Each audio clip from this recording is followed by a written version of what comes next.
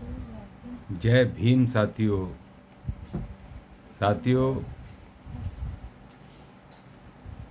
आज चर्चा creamy layer के क्राइटेरिया पे करनी बहुत ज़रूरी हो गई है।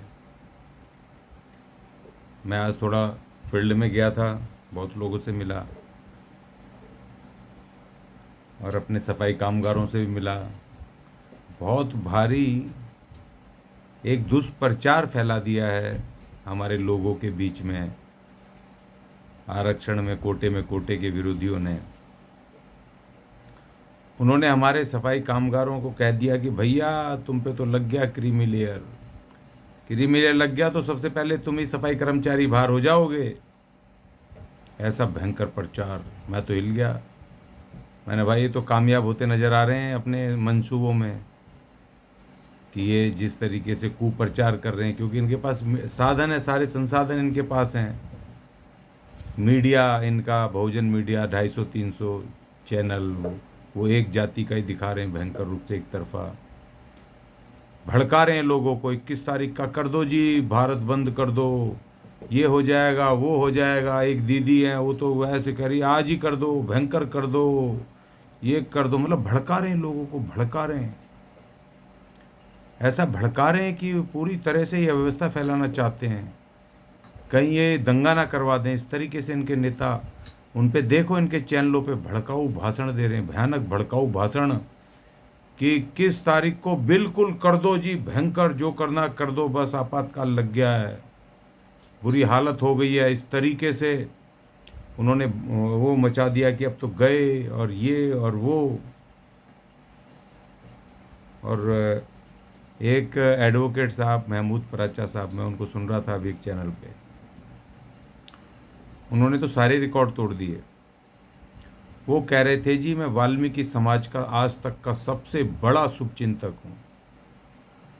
मुझे तो पता नहीं, मैं वाल्मीकि समाज से हूँ, आपने क्या शुभचिंता कर ली उनकी। और वो कह रहे थे क्रीमी लेयर लागू नहीं होना चाहिए, जो ठेका कर्मचारी है वो तो गया। और पता नहीं क्या क्रीमी लेयर की क्या क्या कहानियाँ सुना रहे थे। चलो खैर, मैं थोड़ा सा क्रीमी लेयर पे बात करता हूँ। ये तो भड़का ही रहे हैं, बहुत भयंकर भड़का रहे हैं, इतना भड़का रहे हैं कि पता नहीं क्या हो जाएगा 21 तारीख को। मुझे तो अपने लोगों की चिंता हो रही है। गांव देहातों में, बस्तियों में बेचारे गरीब असहाय, कौन उनकी रक्षा करेगा। इनके साथ ये भड़का रहे, इनके नेता भयानक भड़का रहे हैं। राष्ट्रीय नेताओं से लेके सांसद जो इनके नेता हैं, और इनके देख लो इनके चैनलों पर जा कर के 21 तारीख के लिए इन्होंने कह दिया बस कर दो जी, कोई पीछे मत हटना। महमूद पराचा साहब कह रहे हैं कि सुप्रीम कोर्ट में, एक पत्रकार ने पूछा जी कोर्ट में जाके न्याय मिल सकता है क्या, इस तरह का कुछ पूछा तो कह रहे भाई आंदोलन से बड़ा कोई कोर्ट नहीं, आंदोलन आंदोलन आंदोलन। ऐसे मतलब भड़का रहे हैं, भयानक भड़का रहे हैं जनता को, अपने लोगों को भड़का रहे हैं। इस तरह हमारे इस ऑर्डर के खिलाफ भड़का रहे हैं, सुप्रीम कोर्ट के खिलाफ भड़का रहे हैं। ये कानून की धज्जियां उड़ा रहे हैं ये इनके नेता। खैर वो तो सरकार और प्रशासन देखेगा कि भाई ये किस तारीख को किस तरह का ये महातांडव करवाने के चक्कर में, गरीब मजदूरों को पिटवाने के चक्कर में इतने भड़का करके ये पता नहीं क्या करवाएंगे। मेरे तो समझ में ही नहीं आ रहा है। इनके भाषण सुनने चाहिए भारत सरकार को, जिस तरह के बोल रहे हैं। खैर मैं क्रीमी लेयर पे आता हूँ, क्योंकि मेरे सफाई कर्मचारी भाई क्रीमी लेयर से बहुत बुरी तरह से डर गए हैं। मैंने कई अपने नेताओं से बात की, कर्मचारियों से बात की, नहीं जी क्रीमी लेयर तो लग गया जी हमारे ऊपर, और ये हो गया जी वो हो गया। भाई क्रीमी लेयर का जो क्राइटेरिया इसका एक शुरुआत हुई थी, इसकी परिभाषा की बनाने की, वो 1971 में सत्यनाथन आयोग था, जस्टिस सत्यनाथन आयोग, उन्होंने उस समय परिभाषित किया था इसको। उन्होंने कहा था शैक्षणिक, सामाजिक और आर्थिक तौर पर जो उन्नत हो गए हैं उनके ऊपर ये लगनी चाहिए। और उस समय उन्होंने 1971 में जब तनख्वाहें 200-300 रुपये होती थी प्राइवेट सेक्टर में और सरकारी सेक्टर में, 4th क्लास की तनख्वाहें क्या 200-500 ज़्यादा, उस समय 1 लाख रुपए उन्होंने साल की वो उसकी क्राइटेरिया तय किया था कि 1 लाख रुपए 1971 में, जब बड़े बड़े अधिकारियों की 4-5 हज़ार रुपये से ज़्यादा तनख्वाह नहीं होती थी। उस वक्त ज़्यादा 8,000 होती होगी, 2,000, 4,000, इतने से ज़्यादा अच्छे अच्छे अधिकारियों की भी नहीं होती थी। तो वो भी ज़्यादा 10,000 होती होगी तो वही अधिकारी बाहर होते होंगे।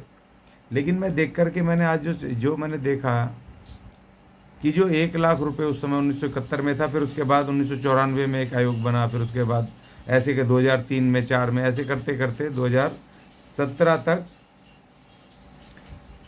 या 2000, उसके बाद, हाँ, 2015 में जो आय थी वो 1,00,000 से बढ़ के धीरे धीरे करते कभी 2.5 लाख, कभी 3 लाख, कभी 4 लाख, वो 2015 तक वो आय हो गई क्रीमी लेयर की 8,00,000 रुपये। ये मैं ओबीसी रिजर्वेशन में जो क्रीमी लेयर है मैं उसकी बात कर रहा हूँ, वही परिभाषित है। और वही जाहिर सी बात है, वही फार्मूला यहाँ पर क्रीमी लेयर का एक ही फार्मूला है, वही फार्मूला, क्योंकि अभी SC ST में तो क्रीमी लेयर लगा नहीं है। तो ये मैंने देखा कि क्रीमी लेयर के 2 तरह के इन्होंने उसको किया है। उस समय 2015 में 8,00,000 रुपये किया था, और 8,00,000 रुपये किसके लिए किया था ये बड़ी बात है। लेकिन 2017 में इसको 8,00,000 को इन्होंने अक्टूबर 2015 में राष्ट्रीय पिछड़ा आयोग ने उस 8,00,000 को उन्होंने 15 लाख वार्षिक आय तय करने का उन्होंने सुझाव दिया था, जिसको कि तकरीबन मान भी लिया गया। हो सकता है इस एक आध इसमें बजट में वो 15 लाख रुपए हो जाए, लेकिन कैबिनेट ने और जो स्थायी समिति है उसकी संसद की, उन्होंने 12 लाख कहा है, लेकिन 15 लाख हो सकती है। 15 लाख, 12 लाख का मतलब है 1,00,000 रुपये साल की कमाई एक व्यक्ति की। और उसका क्राइटेरिया क्या है? माता पिता की सकल वार्षिक आय। सकल वार्षिक आय होती है कि आपकी जो तनख्वाह में से जो फंड वंड, ये जो भी है, मेडिकल जो भी बेनिफिट है, वो सब कटौती हो करके जो शुद्ध वेतन बचता है उसको कैलकुलेट किया जाता है। टोटल सैलरी पर नहीं होता है। जो आपकी जो कटौती होती है उसको काट के जो आपके बैंक में, अकाउंट में, आपकी जेब में आता है, उसको 12 से गुणा करते हैं, वो सकल वार्षिक आय होती है। और इस आय में कृषि की जो आय है, जो लोगों के पास खेती है, उसका आमदनी नहीं इसमें काउंट होती है। ठीक है जी, ये इसका क्राइटेरिया है। और जो दूसरा सबसे बड़ा क्राइटेरिया है, लागू किस पे होता है, ये क्रीमी लेयर लागू किस पे होता है? जो मैं 8,00,000 की बता रहा हूँ, जो 15 लाख हो जाएगा, अभी 8 ही मान लेते हैं। 8,00,000 रुपये से भी 67,000 रुपये महीने का बनता है जो वेतन है। और अगर उसमें कटौती के बाद ये, अगर उसमें PF ये जोड़ लें, 70 लाख के आसपास होगा। और जो हाथ में आता है उस 66 लाख के काउंट होगा, 66,000 पे काउंट होगा, तो उसमें वो 8,00,000 बनती है।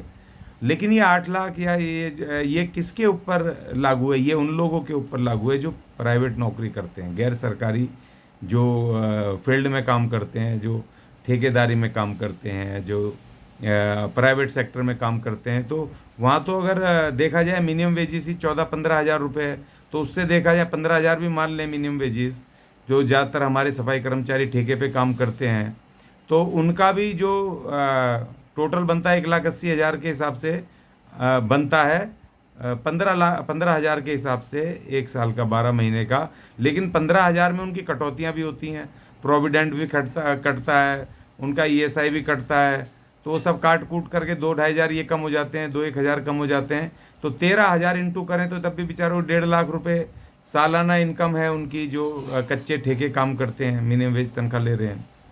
और जो हमारे परमानेंट सफाई कर्मचारी, उनकी 40-45 हज़ार, 38 हज़ार, 50 हज़ार टोटल तनख्वाह है, तो उसमें कटकुटा के उनको 45 हज़ार, 46 हज़ार बनती होगी।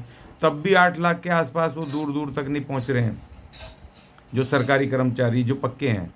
लेकिन ये मैं बता दूं, ये प्राइवेट गैर सरकारी जो पक्के कर्मचारी नहीं है, ये उनके ऊपर है, या प्राइवेट सेक्टर में काम करते हैं, उनके लिए 8,00,000 की ये वो है सीमा। और प्राइवेट सेक्टर में और ठेकेदारी में मिनिमम वेज से ज़्यादा मिलता नहीं है। बहुत ही ज़्यादा होगा, 20,000, 30,000 भी मिलते होंगे, तब भी वो 8,00,000 का क्राइटेरिया पूरा नहीं कर रहे हैं। किसी को 35,000 भी मिल रहे होंगे, ठीक है, किसी को 40,000 भी मिल रहे होंगे, 50,000 भी मिल रहे होंगे, मतलब 66,000 रुपये जिसकी जेब में आ रहा है महीने का, तो वही 8,00,000 का क्राइटेरिया पे पहुंच रहा है। और उस पर भी वो लागू है जो प्राइवेट के लोग हैं, गैर सरकारी लोग जो काम करते हैं। और मैं देख करके हैरान रह गया जो दूसरा क्राइटेरिया सरकारी कर्मचारियों के लिए, जिससे हमारे हमारे जो सफाई कर्मचारियों को डरा रखा है, जो परमानेंट है जी, आप पे तो अभी लग गया, आज ही लग गया ये उस पे। तो वहाँ पर मैंने देखा कि सफाई जो जो परमानेंट कर्मचारी हैं, जो सरकारी कर्मचारी हैं, सरकारी, उनके ऊपर तो लागू ही नहीं होता ये फॉर्मूला। उनके ऊपर होता है जो जो सरकारी कर्मचारी हैं, जो ए क्लास अधिकारी सीधा भर्ती हुआ है, उसके ऊपर ये क्राइटेरिया लागू होता है। इसमें आमदनी की कोई लिमिट नहीं है। उसमें इसका जो क्रीमी लेयर का जो वो है सरकारी कर्मचारियों के लिए, जो ए क्लास की भर्ती में डायरेक्ट भर्ती होगा, मान लो आईएएस आईपीएस, ये तमाम लोग जो डायरेक्ट भर्ती होंगे, उनके ऊपर एक क्राइटेरिया ये लागू होगा। या जो सीधे प्रोफेसर वगैरह लगेंगे, या प्रोफेसर से भी ऊपर कोई होता है वो लगेंगे, ये उनके ऊपर, उनको ये क्रीमी लेयर के ऊपर लागू होगा। इसमें कोई इनकम की कोई भी इसमें बंदिश नहीं है। और दूसरी बात ये, इसमें एक और भारी छूट है कि जो बी कैटेगरी में जो भर्ती हुआ है, अगर वो 40 साल की उम्र से पहले पहले अगर उसकी पदोन्नति हो जाती है, अगर उसकी प्रमोशन हो जाती है ए क्लास में, तो अब उसके ऊपर ये क्रीमी लेयर लगेगा। अगर वो 40 साल की उम्र के बाद उसकी पदोन्नति होती है ए क्लास में, तो उसके ऊपर ये क्राइटेरिया लागू नहीं होगा। उसके बच्चों को उसको इसका फ़ायदा, इस क्रीमी लेयर उस पर लगेगा नहीं, और उसको रिजर्वेशन का सारे फ़ायदे उसको मिलेंगे। और तीसरी बात ये कि फ़ौज में जो कर्नल रैंक के हैं, चाहे अलग अलग होते हैं, आर्मी में कर्नल होता है और उसमें कुछ और होता है, एयरफोर्स में और नेवी में अलग होता है, लेकिन कर्नल रैंक जो डायरेक्ट भर्ती हुआ कर्नल रैंक, उसके ऊपर एक क्रीमी लेयर लगेगा। अब बताओ कितनी अच्छी बात है।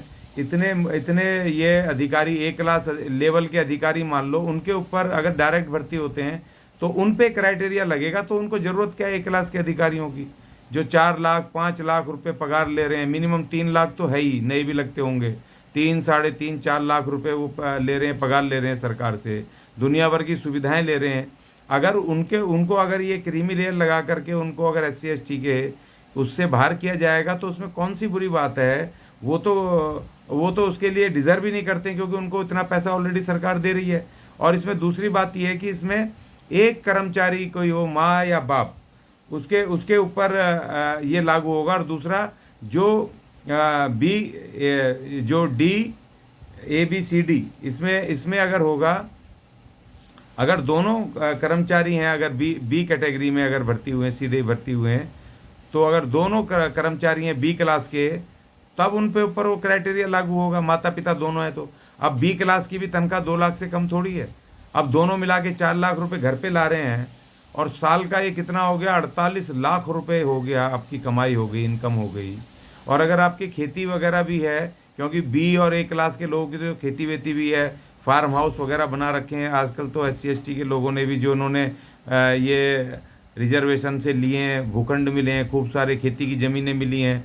तो खेती की ज़मीन तो का जो आमदनी है वो तो उसमें लग ही नहीं रहा है, वो तो आपको माफ़ है, वो तो पूरी तरीके से उसमें जितने भी पैसे कमाओ।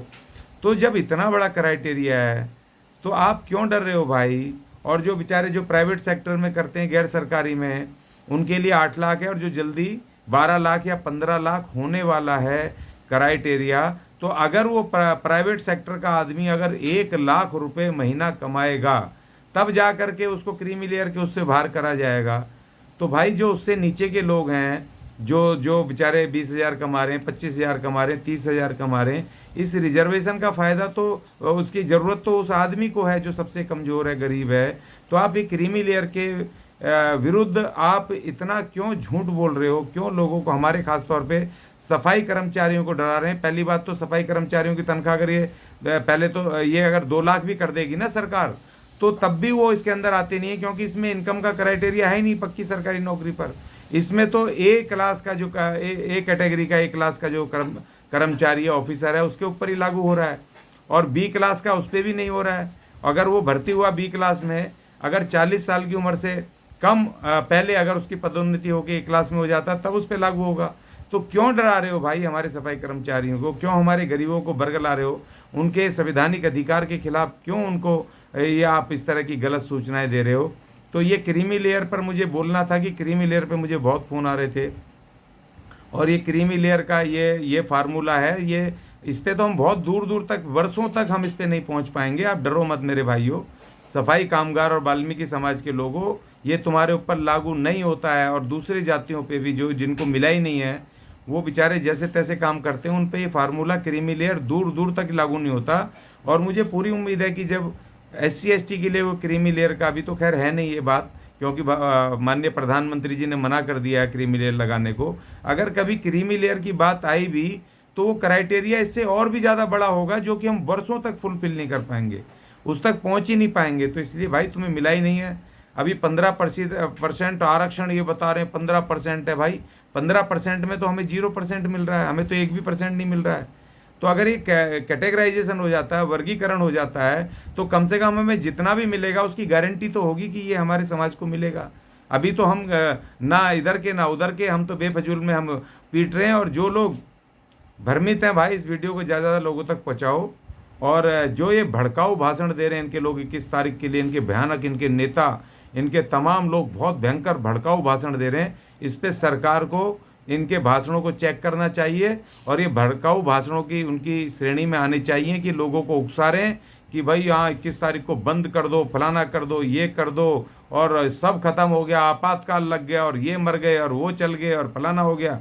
ये ऐसा भड़का रहे हैं। इनके भड़काऊ भाषणों पर सरकार ध्यान दे। और क्योंकि हमारे तो गरीब लोग हैं, ये तो पीट पाट देंगे, ये तो उनके साथ कुछ भी करेंगे, क्योंकि जिस तरह की भाषा बोल रहे हैं, तो देखो भीड़ तो उन्मादी भीड़ होती है, वो कुछ भी कर सकती है। तो मेरी भारत सरकार से अपील है कि इनके जो सोशल मीडिया पे इनके नेताओं के बयान चल रहे हैं, उन बयान को देखें, और जो गलत सुप्रीम कोर्ट के ऑर्डर के विरुद्ध और क्रीमी लेयर के विरुद्ध जिस तरह की अफवाहें उड़ा रहे हैं, वो अफवाहों को देखें कि वो तर्क पे या सही वो बता रहे हैं या गलत ये झूठे इन्फॉर्मेशन दे रहे हैं, लोगों को डरा रहे हैं। तो उसके खिलाफ भी सरकार ध्यान दे। तो साथियों, क्रीमी लेयर से घबराने की ज़रूरत नहीं है। जो डिप्राइव वंचित क्लासेस हैं, वो दूर दूर तक, वर्षों वर्षों तक उसके दायरे में आने वाले नहीं है। तो इसलिए चिंता ना करें, ये मुझे आपको बताना था। जय भीम, जय भारत, जय संविधान।